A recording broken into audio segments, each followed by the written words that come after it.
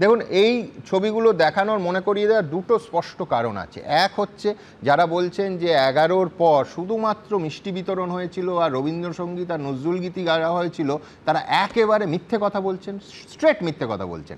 এই 11-র পরের ঘটনা কিন্তু এখানে থেমে যায়নি, এটা একটা প্রক্রিয়া চলেছিল। আপনাদের মনে থাকবে 2013-র 9ই এপ্রিল দিল্লিতে যোজনা কমিশনের সামনে পশ্চিমবঙ্গের তৎকালীন অর্থমন্ত্রী অমিত মিত্রর নিগ্রহের ঘটনা ঘটল এবং সেই ঘটনায় নেতৃত্ব দিয়েছিলেন নাকি ঋতব্রত বন্দ্যোপাধ্যায়, যিনি এখন তৃণমূলের উলুবেড়িয়া পূর্ব কেন্দ্রের বিধায়ক, তখন একেবারে এসএফআই এবং ডিওয়াইএফআই এর নেতা ছিলেন, বামপন্থী নেতা ছিলেন। তার হাতে অমিত মিত্রের তৎকালীন অর্থমন্ত্রী নিগ্রহের ঘটনা ঘটল। এর প্রতিক্রিয়ায় ওই রাতের মধ্যে এই কলকাতা শহরের গাঙ্গুলি বাগান থেকে, পাটুলি থেকে একটার পর একটা সিপিএম পার্টি অফিসে ভাঙচুর করা হয়েছিল। কলকাতা বাদ দিন, উত্তর এবং দক্ষিণ 24 পরগনা, হাওড়া, হুগলি, শিলিগুড়ি, কোচবিহার সহ বিভিন্ন জেলায় প্রায় 3,000 পার্টি অফিস ওই এক রাতের মধ্যে ভেঙে দেয়া হয়েছিল। আমি বলছি, কোথাও ভাঙচুর, কোথাও আগুন লাগানো হয়েছিল। আমি 2018-র পঞ্চায়েত মনে আছে, একটার পর একটা ভোটের আগে মনোনয়নপত্র জমা দেওয়ায় মারধর বাধা দেয়া থেকে শুরু করে তারপরে তৃণমূলও পরে স্বীকার করেছে মারাত্মক ঘটনা ঘটেছিল 2018-র পঞ্চায়েতে। 2021 সালে বিধানসভার পর পোস্ট পোল ভায়োলেন্স এমন জায়গায় পৌঁছয় যে কলকাতা হাইকোর্ট জাতীয় মানবাধিকার কমিশনকে দিয়ে তদন্ত করিয়ে সেই রিপোর্টের ভিত্তিতে সিবিআই তদন্তের নির্দেশ দেয়। তৃণমূল আজ ভোট পরবর্তী সন্ত্রাস নিয়ে খুব উদ্বিগ্ন, খুব ভালো কথা, গণতান্ত্রিক কথা, এবং সেই উদ্বেগের আমরা শরিক, আমরা সমর্থন করি, একটা ঘটনাও ঘটা উচিত নয়। কিন্তু 21-এর এই তৃণমূল নেতা নেত্রীরা 29 জন মানুষের মৃত্যুর পর আর 12 জন নারী নির্যাতনের পর নিজেদের দলের কর্মীদের ছাড়া একজন বিরোধীকেও সুরক্ষা দেননি। নিন্দা টিন্দা তো বালাই ছিল না। আমার পরবর্তী বক্তা রাজাগোপাল ধর চক্রবর্তী, কি মানবেন?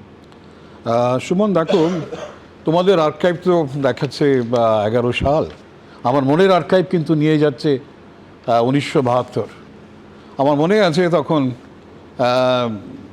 সিদ্ধার্থ শঙ্কর রায়ের গভর্নমেন্ট এলো, তখনই শুরু হলো এই পোস্ট পোল ভায়োলেন্স। ক্ষমতা কি, বিরোধীদের উপর আক্রমণ করতে হবে। আমি যে এলাকায় থাকতাম, একের পর বাড়িতে আক্রমণ হলো। তাদের অপরাধ, তারা মার্ক্সবাদী বামপন্থী ছিল, মানে জ্বালিয়ে পুড়িয়ে দেওয়া, মানে রাত্রিবেলা আওয়াজ আসতে ছেলেকে মারছে, মানে ভাবা যায়নি সেই সিদ্ধার্থ রায়ের আমলে গোড়ার দিকে। তার আগে ক্ষমতা আসার আগে বরানগরে কী করেছেন অনেকের হয়তো ইয়াদ আছে। আমরা ভেবেছিলাম যখন 77 সালে বামফ্রন্ট জিতলো একটা বদলা হয়তো হবে, কিন্তু আহ্বান হয়েছিল মুক্তি আমরা পেয়েছি, নিরীহ মানুষকে আমরা খতম করব না। সে সময় কিন্তু আমরা কোনো 77 সালের কোনো বদলা দেখিনি। মানে কারা, কোন সংস্কৃতি এই বদলার পেছনে রয়েছে আমি খালি বুঝিয়ে দিতে এই 72 সালের দিকে গেলাম। তারপরে আমরা দেখলাম যে যখন 2011 সাল এলো, আমরা আমরা আমরা যারা অনেকেই বামপন্থী ছিলাম, ভাবলাই তো মারাত্মক কথা বলছি, বদলা নয় বদল চাই। এ তো অসাধারণ কথা, এ তো পশ্চিমবঙ্গকে পাল্টে দেবে।